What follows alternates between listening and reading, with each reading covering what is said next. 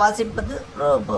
ஆரணி பேரூராட்சியில் மறைந்த முன்னாள் முதல் கலைஞரின் நினைவு தினத்தை முன்னிட்டு ஆரணி பேரூராட்சியின் பல்வேறு இடங்களில் அன்னதானம் வழங்க நிகழ்ச்சி திமுக சார்பில் நடைபெற்றது. திருவள்ளூர் மாவட்டம் சோழவரம் ஒன்றியத்திற்குட்பட்ட ஆரணி பேரூராட்சியில் மறைந்த தமிழக முன்னாள் முதல் டாக்டர் கலைஞர் நினைவு தினத்தை முன்னிட்டு நகர செயலாளர் முத்து தலைமையில் அறுசுவை உணவு வழங்க நிகழ்ச்சி நடைபெற்றது.